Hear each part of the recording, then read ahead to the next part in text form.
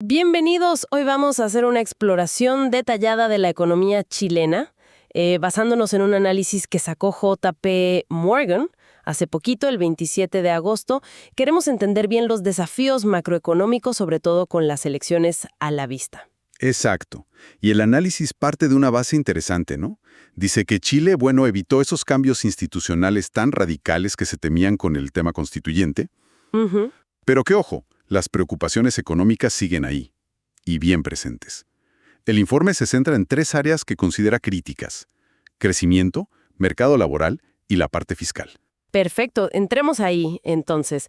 El primer gran tema, y parece que es como la raíz de varios otros, es esta desaceleración del crecimiento. El informe es bastante directo. Sí, Dice que el PIB per cápita no es que solo se haya frenado, es que ha sido negativo desde la pandemia. O sea, nos estamos alejando de la convergencia con la OCDE. claro, en vez de acercarnos, la brecha se amplía como en un punto porcentual. Y es que el crecimiento por habitante en promedio, la última década fue, ¿qué? Cerca del 1%. Sí, algo así. Cuando la década anterior había sido del 3%. Es una diferencia, abismal. Y esto no es totalmente nuevo, ¿verdad? Ya se hablaba del riesgo de la trampa del ingreso medio. Exacto. Este mismo tipo de análisis ya lo advertía hace años. Y esa trampa se caracteriza justo por esto: un crecimiento medio bajo, de productividad también baja, una dependencia creciente de empujones fiscales para que la cosa se mueva a corto plazo. Ujú. Y claro, la consecuencia inevitable: la deuda pública empieza a subir. Esa advertencia de antes, pues, hoy parece una foto de la realidad chilena. El informe lo muestra comparando la actividad económica actual, sin contar minería, con la tendencia que se proyectaba antes, digamos, entre 2010 y 2019. Ajá, Y sí, hubo una recuperación fuerte post-COVID, con todas las ayudas fiscales, los retiros de pensiones, que inflaron el consumo. muchísimo consumo. Pero incluso así, la economía hoy está como un 2%, 2.5% por debajo de esa tendencia que traía. Es como si hubiéramos perdido un escalón. Sí, se perdió parte del camino.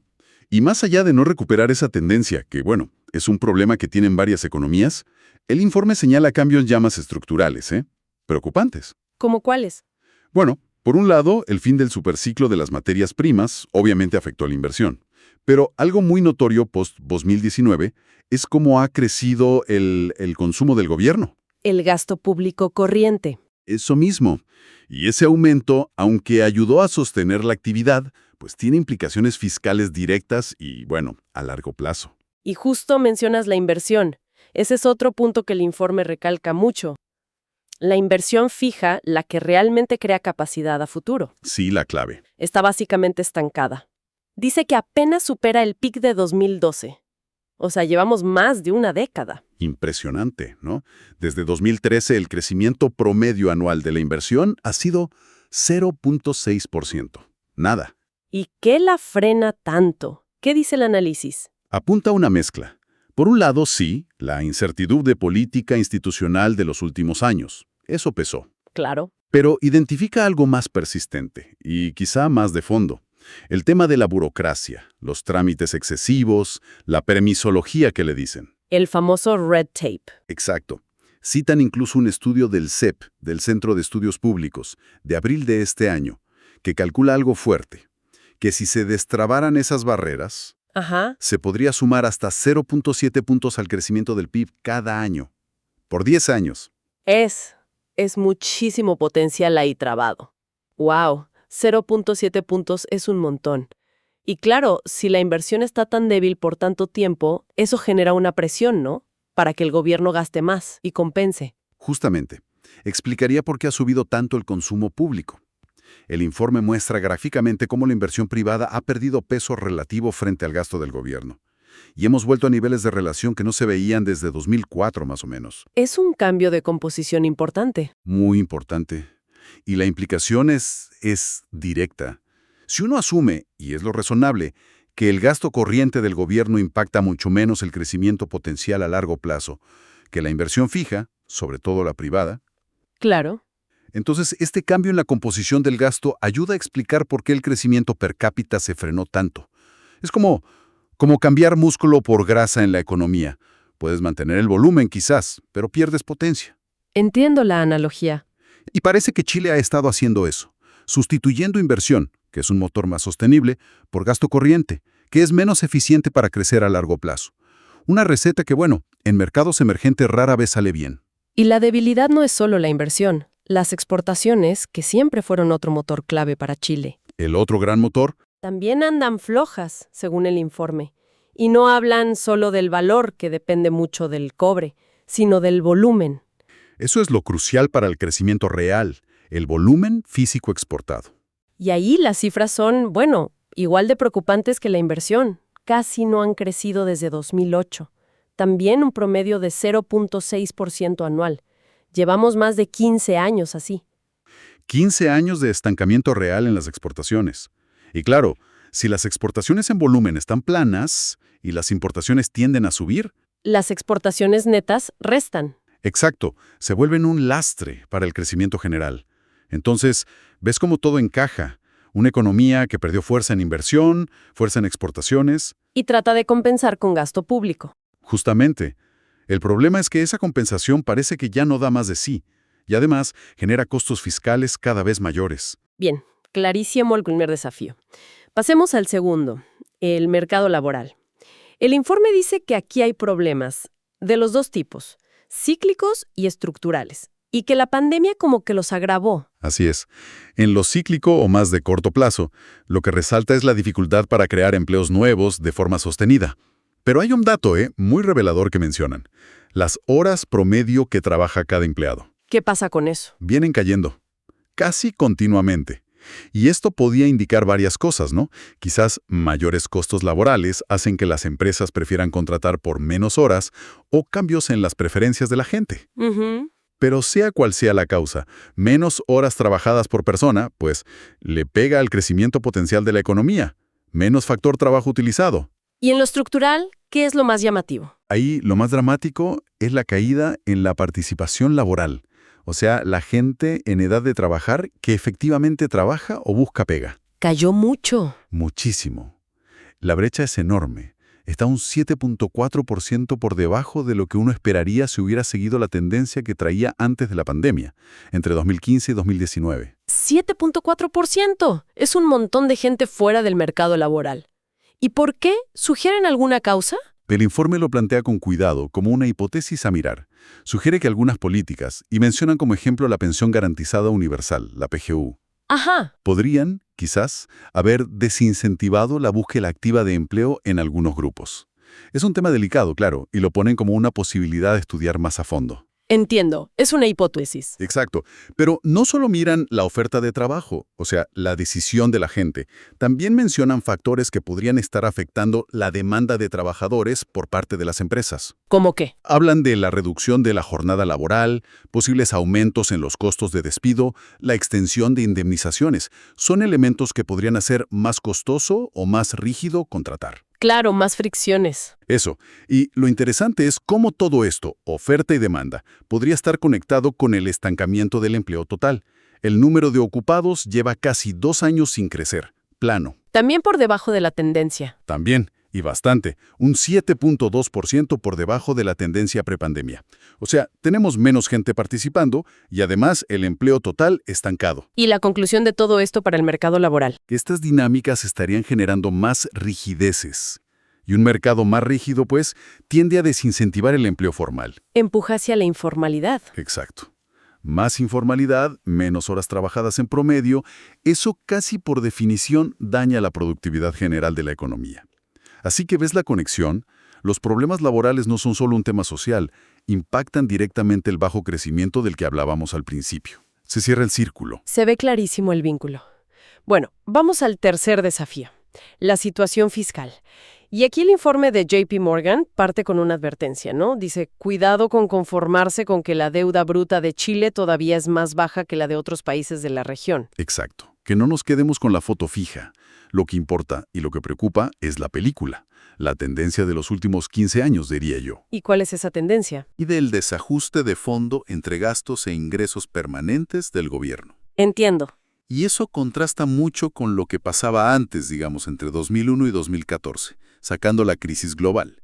Ahí Chile mantuvo más o menos un balance estructural equilibrado, cerca de cero. Hubo un superávit chico en 2022, ¿no? Sí, pero fue por cosas muy puntuales. Precios del cobre y litio por las nubes, un tipo de cambio muy depreciado, fueron factores extraordinarios. Hoy, los déficits estructurales que se proyectan se parecen más a los que tuvimos en la época de la crisis financiera global. O sea, son déficits importantes. Pongámosle números a esa deuda para entender la magnitud. La deuda bruta del gobierno central, ¿cómo ha evolucionado? Pasó de ser un 13% del PIB en 2015 a un 42.5% ahora. ¡Wow! Es un aumento promedio de casi 3 puntos del PIB por año, durante una década. El informe hace una comparación interesante. Dice que desde 2018 la deuda chilena subió mucho más rápido que la peruana, y eso que Perú ha tenido una inestabilidad política tremenda. Es un dato fuerte ese. Sí, pero el deterioro se ve aún más claro y es más dramático si miras la deuda neta. La que resta los activos financieros del gobierno. Exacto, la que considera los ahorros, los fondos soberanos, esa es la que realmente te dice cuánto debe el fisco. Y ahí el cambio ha sido brutal. En 2014, Chile tenía activos netos. Los ahorros superaban las deudas en un 4% del PIB. Teníamos un colchón. Teníamos un buen colchón. Una década después, esa posición se revirtió completamente. La deuda neta aumentó en casi 40 puntos del PIB. O sea, no solo nos comimos los ahorros, sino que acumulamos una deuda neta significativa. Se gastaron los ahorros y nos endeudamos encima. Básicamente. Y el informe recalca por qué esto es clave. Para mantener la confianza de los mercados, para que nos presten barato en el futuro, va a ser fundamental no solo frenar el aumento de la deuda, sino empezar a reconstruir esos activos, ese colchón fiscal. Entendido. Entonces, si juntamos todas las piezas de este análisis de JP Morgan, ¿cuál sería el resumen, la foto general? Pues mira, la foto muestra 3 desafíos macroeconómicos grandes y, como decíamos, muy conectados entre sí. A ver. Primero, un crecimiento económico débil, anémico, que perdió sus motores tradicionales, la inversión y las exportaciones, y que depende cada vez más del gasto público para moverse un poco. Ok, crecimiento débil, dependiente del gasto. Segundo. Segundo, un mercado laboral que está trabado. Menos gente participando, pocos empleos nuevos, menos horas trabajadas, más informalidad. Y todo eso frena la capacidad productiva. Mercado laboral con rigideces y baja productividad. Y tercero. Tercero, una situación fiscal que se ha deteriorado muy rápido en la última década. Déficits estructurales que no ceden y una deuda, sobre todo la neta, que creció de forma explosiva, comiéndose los ahorros fiscales del país. Crecimiento, empleo y finanzas públicas. Los 3 frentes complicados. Y lo crucial es ver cómo se alimentan unos a otros. El bajo crecimiento y las demandas sociales presionan por más gasto fiscal, ¿cierto? Ujú. Pero ese mayor gasto, si no hay reformas que revitalicen la inversión o el mercado laboral, no soluciona el problema de fondo del crecimiento y, peor aún, agrava el problema fiscal. Y un fisco más apretado tiene menos margen para invertir o hacer reformas pro crecimiento. Exacto. Es como un nudo gordiano. Difícil saber por dónde empezar a desatarlo. Entender estas conexiones es clave, entonces. Estos son, según este análisis, los grandes temas económicos estructurales que va a tener sobre la mesa cualquier gobierno en Chile hacia adelante. No son problemas de corto plazo. Para nada. Y si lo miras con perspectiva regional o de mercados emergentes, el caso chileno es muy ilustrativo.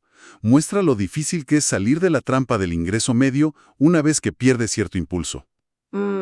También enseña cómo algunas decisiones de política, aunque quizás bien intencionadas en su momento, pueden tener costos importantes a largo plazo que no se vieron venir, y resalta esa interacción compleja entre reformas estructurales, sostenibilidad fiscal y crecimiento. No puedes tener una sin las otras dos por mucho tiempo. Cerramos así entonces esta revisión de los desafíos macroeconómicos de Chile a partir de la mirada de JP Morgan. Un panorama complejo sin duda que va a requerir, decisiones difíciles y una mirada larga. Sí, totalmente. Y quizás para dejar una última reflexión, algo para pensar, conectando los puntos que vimos.